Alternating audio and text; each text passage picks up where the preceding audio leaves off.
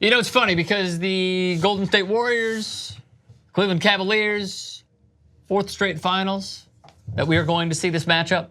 And yet the question that was asked to LeBron James in this completely dead spot that we are in as basketball fans, has this not felt like an eternity since we last saw basketball? No. No? No, usually it does. Yes. Usually I hate the break, even though it's 2 days between the conference finals and the finals. This feels like the time that we have between the last playoff game and the Super Bowl.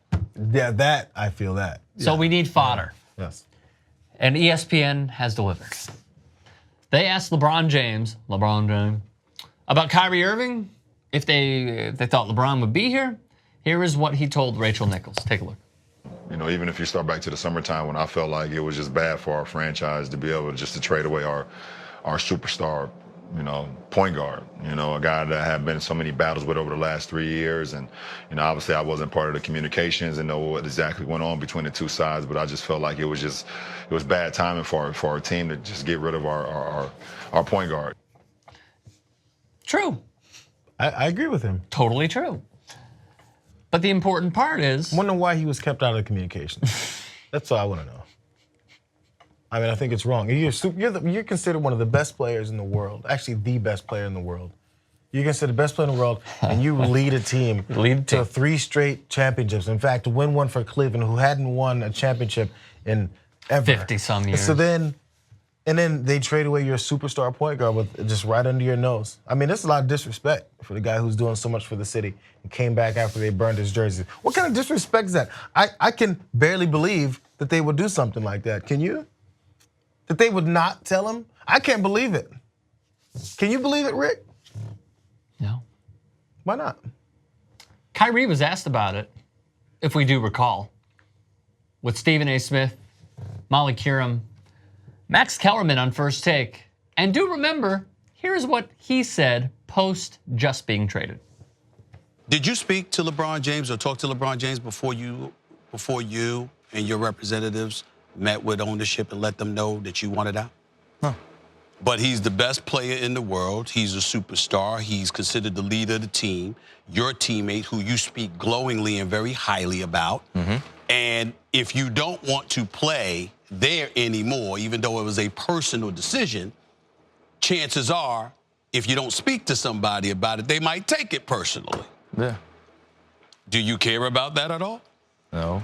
I think that it got much more attention because everything else started coming out from who would think that their important opinion mattered most.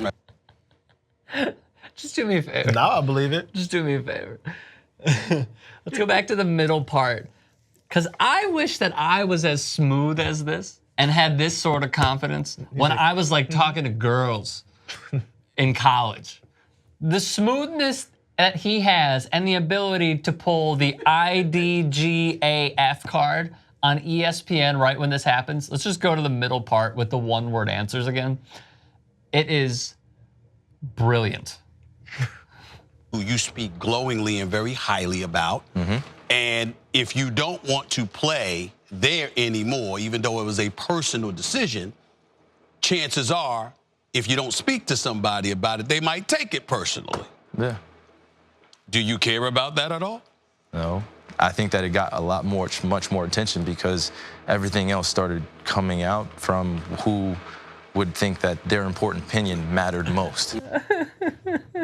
Hey, honestly, I got to keep it real. I felt LeBron was told about it, or at least it was in the loop before it happened. Of course. I felt that way. Of course he was. But listen, Kyrie just said he's Roger Goodell of the Cleveland Cavaliers. He's judge, jury, and executioner. Kyrie just said I didn't tell him, and didn't feel like telling him, and I don't care that he got upset about it. Right, but he still went to the GM and the owner. Mm-hmm. You really think they're not going to say anything to LeBron about it?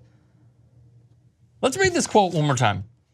Even if you start back to the summertime, LeBron's quote to Rachel Nichols, where I felt like it was just bad for our franchise just to be able to trade away our superstar point guard, a guy that I had been in so many battles with over the last 3 years, and obviously I wasn't a part of the communications and know exactly what went on between the two sides, but I just felt like it was bad timing for our team. Look, man. I'm always the one that's defending.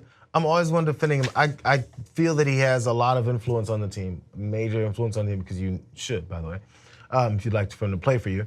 Yes. But honestly, there's the part about I didn't know exactly what was going on. Being Kyrie just said I wouldn't talk to them and didn't say anything to him. So that's what I think the stories, they gel, they mold, they all make sense. That coincides with what each of them is saying. The only thing that could divide them is not only the competitive drive that Kyrie has to get out of LeBron's shadow, because he clearly wanted that, and the competitive drive of LeBron. The one wrench in all this is Dan Gilbert.